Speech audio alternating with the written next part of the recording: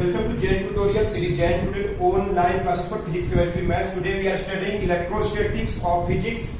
Physics पढ़ रहे हैं क्लास 12 का। हम लोग क्या क्या पढ़ लिए, वीडियो 1 से लेके अगर 16 तक आप देख लिए होंगे, कूलम्ब्स लॉ का सारा टॉपिक, इलेक्ट्रिक इंटेंसिटी का सारा टॉपिक, इलेक्ट्रिक पोटेंशियल, टॉर्क सब डिस्कस कर चुके हैं। सारा का सारा वीडियो को आप देखिए, समझिए line by line, number wise. हम लोग पहुंच गए वीडियो नंबर 17, जिसमें है Gauss's theorem and its application. इसमें हम लोग क्या पढ़ेंगे, ध्यान से सुनिए क्या पढ़ेंगे। सबसे पहले तो हम लोग पढ़ेंगे इलेक्ट्रिक फ्लक्स, एक टॉपिक होता है। पहले हम पढ़ेंगे इलेक्ट्रिक इंटेंसिटी, फिर पढ़े इलेक्ट्रिक पोटेंशियल, और अभी हम लोग पढ़ रहे हैं इलेक्ट्रिक फ्लक्स। इसको फाई से डिनोट करते हैं, ध्यान से देखिए। उसके बाद गॉस थ्योरम कैसे होता है, प्रूव कैसे करते हैं, उसका यूज क्या है, इतना चीज आपको पढ़ना। सबसे पहले इलेक्ट्रिक फ्लक्स, ध्यान से देखिए क्या होता है, महसूस कीजिए। इलेक्ट्रिक फ्लक्स होता क्या, देखिए कोई चार्ज बॉडी को रखिए, हम क्या बताए उससे क्या निकलता है, एक ही दिशा में क्या निकलता है, इलेक्ट्रिक लाइंस ऑफ फोर्स निकलता है। कोई चार्ज बॉडी से इलेक्ट्रिक लाइंस ऑफ फोर्स निकलता है। चार्ज बॉडी है, उससे लाइंस निकलता है चारों तरफ, called electric lines of force. अब उसमें क्या करें, फ्लक्स के बारे में बात कर रहे हैं। एक बॉडी को रख दीजिए, एक बॉडी को कोई जैसे पेन को रख दीजिए। लाइन का प्रॉपर्टी है बताएं, लाइन क्या करता है, कोई बॉडी को छेद करके, पेनिट्रेटिंग पावर होता है उसका। लाइंस रहेगा ना तो लाइंस इस दीवार से उस दीवार पार हो जाएगा, इस बोर्ड से उस पार हो जाएगा। लाइंस कैन ट्रेवल, लेकिन नहीं, उसको पेनिट्रेटिंग करने का क्षमता है। तो ये बॉडी को भी, सपोज ये बॉडी रख दी, ये चार्ज का फील्ड है, लाइंस भरा हुआ है। अब लाइंस के फील्ड के अंदर हम क्या रख दिए, एक कोई सरफेस एरिया रख दी, जैसे ये पेन ही रख दिए, लाइंस क्रॉस कर जाएगा उससे। क्लियर है, जो लाइंस क्रॉस करेगा ना उसी को फ्लक्स बोलते हैं, इलेक्ट्रिक फ्लक्स। बहुत इंपॉर्टेंट चैप्टर पढ़ा रहे हैं, व्हाट इज इलेक्ट्रिक फ्लक्स का मीनिंग समझा रहे हैं। एक दो सब कुछ काश गिन पाते हैं, इतना कम नहीं होगा, करोड़ों अरबों खरबों होता है, उससे बहुत ज्यादा। 1 2 3 4 काश गिन पाते तो हम बोलते हैं कि फ्लक्स कितना 4 है। फ्लक्स 4 है, इसका मतलब क्या होगा कि अगर उसको नॉर्मल टू द फील्ड ऐसे रखेंगे तो कितना लाइन पास कर रहा है, 4 गो लाइन पास कर रहा है। एक और देखिए, सपोज कोई चार्ज बॉडी है, चार्ज बॉडी से चारों तरफ क्या निकलता है, लाइंस निकलता है। दीज लाइंस के बीच का फील्ड में हम क्या रख दिए, ये लाइंस जहां तक इलेक्ट्रिक फील्ड सब कुछ डिस्कस कर चुके हैं, हम फ्लक्स के बारे में डिस्कस कर रहे हैं। क्या रख दीजिए, एक बॉडी रख दीजिए, लेकिन एक बॉडी को रख दिए, ये बॉडी लाइंस को क्या करेगा, क्रॉस कर जाएगा। क्लियर है, सपोज इतना लाइन क्रॉस कर गया, काश गिन पाते हैं, ऐसे थोड़ी गिन पाएंगे, है कि नहीं। दीज आर इनविजिबल, रियल तो है बट इनविजिबल है, वी कांट, इसको हम लोग क्या नहीं कर सकते, हम लोग काउंट नहीं कर सकते हैं सीधे नंगी आंखों से। क्या करेंगे, इसको हम लोग बता रहे हैं कि फ्लक्स का मतलब लाइंस 1 2 3 4 5 6 7 1 2 3 4 5 6 7 8 9 10। तो फ्लक्स 10 है, इसका मतलब क्या हुआ कि उस बॉडी को अगर कोई इलेक्ट्रिक फील्ड में रखेंगे तो 10 गो लाइंस पास करेगा। तो कोई पूछेगा इलेक्ट्रिक लाइंस ऑफ फोर्स क्या, तो क्या बोलिएगा, the number of lines of electric lines of forces pass through the surface area.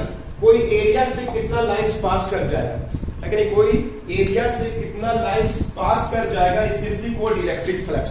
Is it clear, कोई पूछेगा व्हाट इज इलेक्ट्रिक फ्लक्स, तो क्या बोलेंगे, द क्या चीज, नंबर ऑफ क्या चीज, electric lines of forces pass through a surface area, pass through a surface area held in an electric field.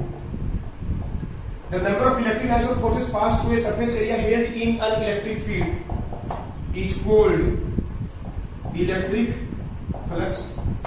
Find होते हैं। कोई पूछेगा व्हाट इज इलेक्ट्रिक फ्लक्स, सीधे बोलिए लाइंस। कौन सा लाइन, कोई सरफेस एरिया से कोई चार्ज का फील्ड के अंदर एक बॉडी को रख दीजिए, दूसरे निकलने वाला लाइंस इससे क्या होगा, क्रॉस करने लगेगा। 1 2 3 4 5 6 काश गिन पाते तो बोलते हैं 6 फ्लक्स है। 6 फ्लक्स है, इसका क्या, फ्लक्स इज 6 वाला क्या हुआ, इलेक्ट्रिक लाइंस ऑफ फोर्स जो पास कर रहा है कोई एरिया से, वो 6 गुना। क्लियर है, परपेंडिकुलर तो फिर ऐसे रखना है, इस तरह से रखना है। जैसे इसमें 10 है, इसका मतलब क्या होगा, कोई चार्ज है, ये उसका इलेक्ट्रिक फील्ड है और ये उसका इलेक्ट्रिक लाइंस ऑफ फोर्स है, और ये कोई बॉडी एरिया रख दिए हैं।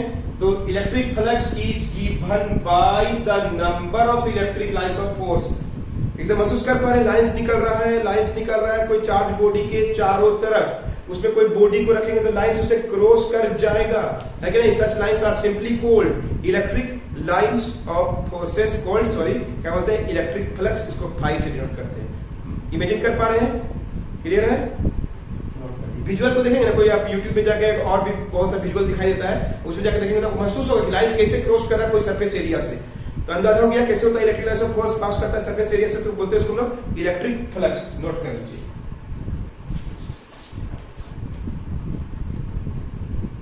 Understood? Electric flux is the number of electric lines of forces. Is that clear? कोई डाउट नहीं है? चलिए आगे पढ़ते हैं। कोई पूछेगा कि कोई चार्ज के इलेक्ट्रिक फील्ड में फ्लक्स कितना हो सकता है, तो देखिए सबसे पहले तो देखिए मान लीजिए कोई चार्ज है, उसका फील्ड के अंदर लाइंस भरा है, लाइंस तो फिक्स है, कितना लाइंस निकलेगा तो निश्चित है कि नहीं? ये तो चेंज नहीं हो सकता, वो चार्ज पे डिपेंड करता है, चार्ज रहती है, लाइंस फिक्स है। ये देखिए एरिया पे डिपेंड करता है, एरिया देख रहे हैं, छोटा एरिया रखेंगे तो एरिया पे डिपेंड करता है, एरिया कम रहेगा तो कम लाइंस क्रॉस करेगा। जैसे इस पेन का ढक्कन को रखे ऐसे और इस पेन को रखेंगे, अंडरस्टूड? तो वो डिपेंड करता है क्या? Surface area held in an electric field. कोई पूछेगा what is the factor upon which electric flux depend? You should say area पे डिपेंड करता है, एरिया छोटा रहेगा तो कम लाइन पास करेगा, एरिया बड़ा कर देंगे तो ज्यादा लाइन पास करेगा। सेकेंड बात किस पे डिपेंड करता है? इंटेंसिटी पे डिपेंड करता है। इलेक्ट्रिक इंटेंसिटी ज्यादा रहेगा तो ज्यादा लाइंस निकलेगा। इलेक्ट्रिक इंटेंसिटी से दूर में कम होता है, नजदीक में ज्यादा होता है। इलेक्ट्रिक इंटेंसिटी दूरी पे डिपेंड करता है। यही एरिया को अगर हम नजदीक रखेंगे तो ज्यादा क्या निकलेगा? लाइंस पास करेगा, दूर रखेंगे तो कम करेगा। यानी उस पॉइंट पर इलेक्ट्रिक इंटेंसिटी पे डिपेंड करता है। एग्जाम में आता है तो flux depends upon electric intensity of electric field का इंटेंसिटी पे डिपेंड करता है। अंडरस्टूड? थर्ड बात, ये सब बात हम थोड़ी बताए हैं, हम जस्ट बता रहे हैं। कौन बताया? मालूम है? गॉस, एक साइंटिस्ट का नाम, उसने बताया कि फ्लक्स क्या होता है। फ्लक्स के बाद वो किस पे डिपेंड करता है कि नहीं? तीसरा बात, वो किस पे डिपेंड करेगा? एंगल पे भी डिपेंड करेगा। जैसे मान लीजिए लाइंस पास कर, हम इस बॉडी को ऐसे रखें, सबसे अधिक लाइन पास करेगा 0 डिग्री में, इसको तो 0 डिग्री है ना, लाइंस के साथ 0 डिग्री है। इसको वैसे घुमाएंगे तो कम पास करेगा, ऐसे तो 0 मतलब एक लाइन पास नहीं करेगा। इसमें मतलब लाइन ऐसे निकल रहा है, इस साइड लाइन निकल रहा है, और हम इस पेन को देखिए, इस पेन को 0 डिग्री में रखें लाइंस के साथ, मतलब लाइन के साथ 0 डिग्री में हो, सबसे अधिक एरिया क्रॉस करेगा लाइंस का।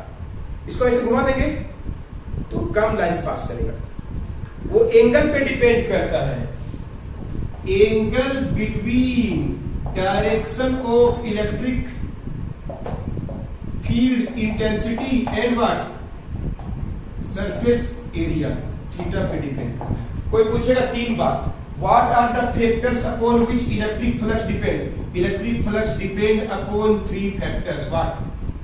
First area, second intensity, third theta is the direction between angle between direction of E and A। Understood? Flux क्या होता है, वो किस पे डिपेंड करता है बता दिए, नोट कर लीजिए। So in this way we learn what is electric flux and what are the factors upon which electric flux depends. So when the question is arises, that you will say electric flux is the number of lines passed through a surface area held in an electric field. And what are the factors? Answer is area, intensity and angle between direction of electric intensity and vector area. Understood? अब आइए इसको define कैसे करेंगे, measurement कैसे करेंगे? तो electric flux को define किया गया phi is equal to dot product of electric intensity and A, मतलब एरिया इज अ वेक्टर। ऐसे तो स्केलर है लेकिन एरिया का डायरेक्शन पे डिपेंड कर रहा है, इसलिए इसको बोलते हैं vector area. Electric flux is defined as dot product of electric intensity and vector area. E dot A को बोल सकते हो क्या? E A cos theta. Theta क्या है? Angle between E and A है, कोस थीटा। ज्यादा डॉट पढ़ चुके होंगे आप 11th क्लास का फिजिक्स में भी, dot A dot B mod A mod B cos theta, उसी तरह ई डॉट ए ये cos theta. So how will you define electric flux? Electric flux is defined as what? Dot product of electric intensity and vector area. Area is a scalar, but in this case we have to say that the area is vector because area का direction पे depend करता है कि area ऐसे रखिएगा कि ऐसे रखिएगा कि ऐसे रखिएगा कि ऐसे, हर एंगल पे अलग अलग लाइंस क्रॉस करेगा उससे। That's why we have to say that area is vector area in this case. Otherwise area is scalar quantity. Clear है? So what is the definition of electric flux? Electric flux is defined as dot product of electric intensity and vector area. dot हटाएंगे, cos लिखना पड़ता है, पढ़े होंगे। dot product of vector, flux का formula निकल गया। फ्लक्स निकालने के लिए क्या चाहिए? E चाहिए, A चाहिए और थीटा चाहिए। कोई डाउट नहीं है? चलिए अब इसके बारे में डिस्कस करेंगे। यूनिट क्या होता है, इसका डायमेंशन एक नंबर एग्जाम में मिलता है। फाई इज इक्वल टू क्या है? E dot A। चलिए इंटेंसिटी का याद है, न्यूटन पर कूलम। एरिया क्या होता है? Metre square. हो गया।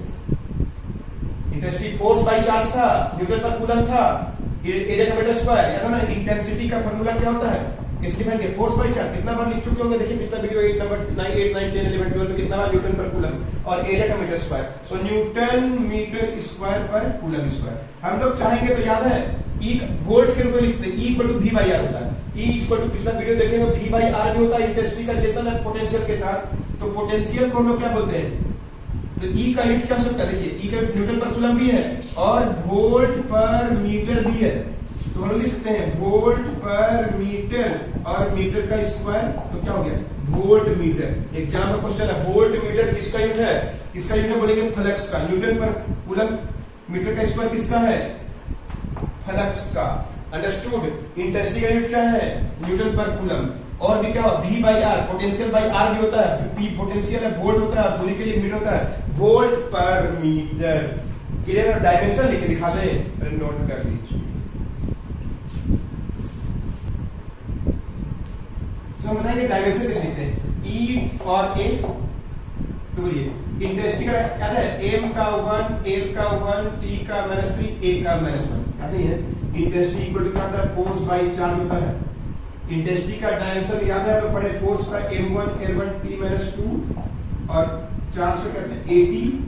m का 1 l का 1 t का -3 हो गया, a ऊपर गया -1। और एरिया के लिए क्या होता है? एरिया वर्ड मार्क एग्जाम मिल जाता है डायमेंशन लिखने से, ऑप्शन में भी रहता है कभी कभी।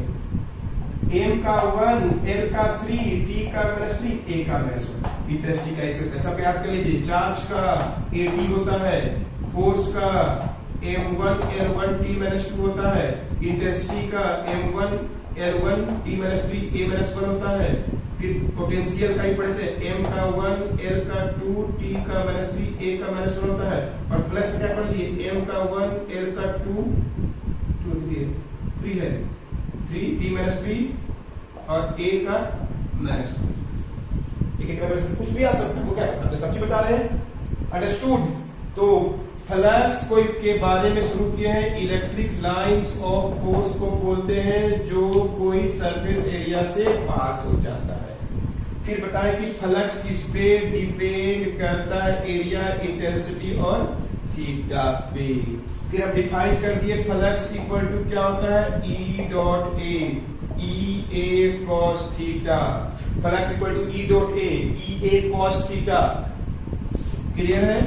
E dot A, E A cos theta. कोई डाउट नहीं है?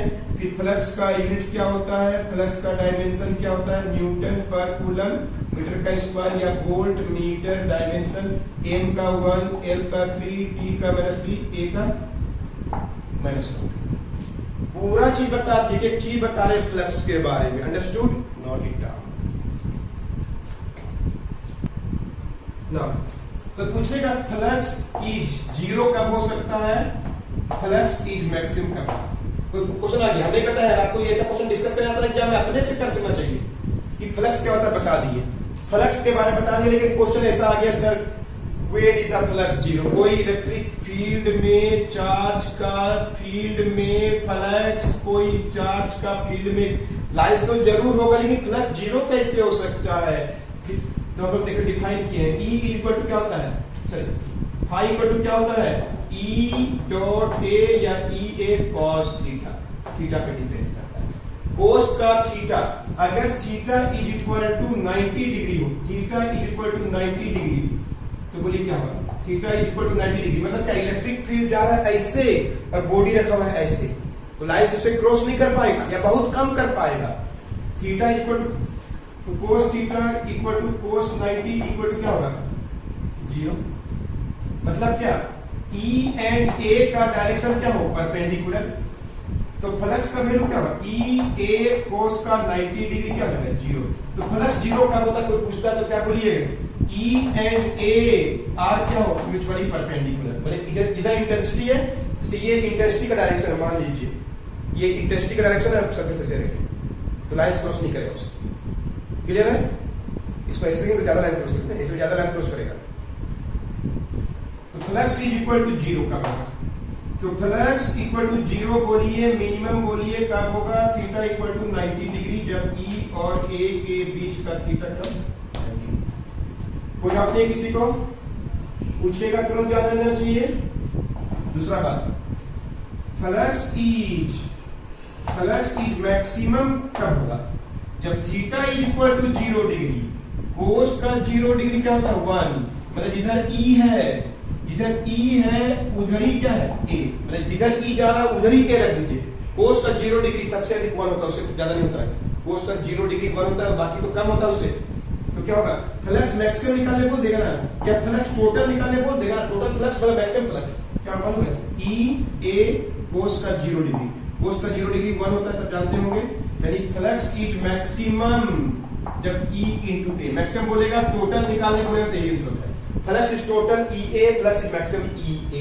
फ्लक्स 0 कब होता है कहां होता है, और ये कैसे होगा जब क्या होगा direction of E and A are क्या हो सेम हो या दोनों आपस में क्या हो पैरेलल हो, पैरेलल रहेगा ना दोनों एक साथ, तो सबसे अधिक फील्ड पास करेगा। जैसे एग्जांपल दिखा रहे, मान लीजिए ये सरफेस एरिया है ना, और इसको ऐसे रखेंगे परपेंडिकुलर तो बहुत कम लाइन पास करेगा, ठीक है, इसको ऐसे रखेंगे ज्यादा लाइन पास करेगा, लेकिन 0 डिग्री है सबसे अधिक लाइन, ऐसे रखेंगे तो सबसे कम लाइन, तो फ्लक्स कब 0 होता है कब मैक्सिमम होता है, वैल्यू कितना होता है सब समझा नोट कर लीजिए।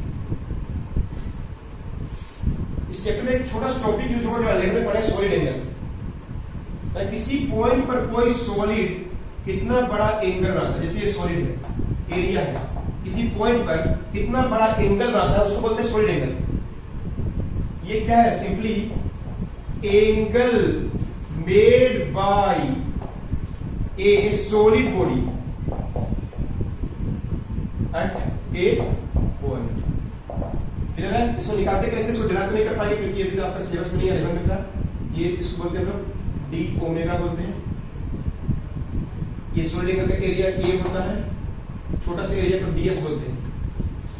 Solid angle D A sorry D omega is given by DS, DS is the area, DS is the area cos theta by R का स्क्वायर, आर क्या है उसका मिड पॉइंट से दूरी है।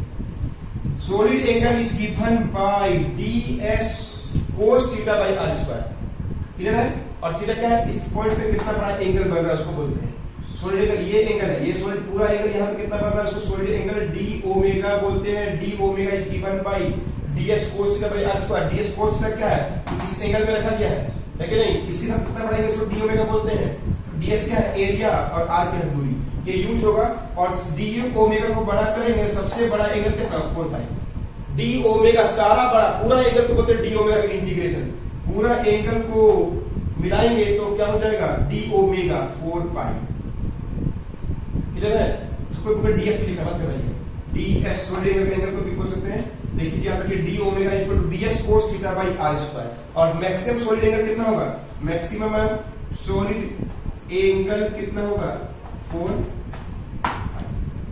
क्लियर है, नोट कर लीजिए। यूज होगा इसे बता रहे हैं बस, DS cos theta by R square जहां मिलेगा डी ओमेगा बोल देंगे हम, DS cos theta by R square is called D omega, note कर लीजिए। आज के टॉपिक में आपको समझ में आ गया इलेक्ट्रिक फ्लक्स क्या होता है, थोड़ा महसूस कर पा लोगे मैक्सिमम कब होता है, उसका वैल्यू क्या होता है, कभी क्या यूनिट है, क्या डायमेंशन है। तो अगला वीडियो में शुरू करेंगे तो बताएंगे गॉस थ्योरम क्या होता है, इसको प्रूव कैसे करते हैं, एग्जाम का डेरिवेशन है, उसको बताएंगे आपको अगला वीडियो में। तो मिलते हैं नेक्स्ट वीडियो में।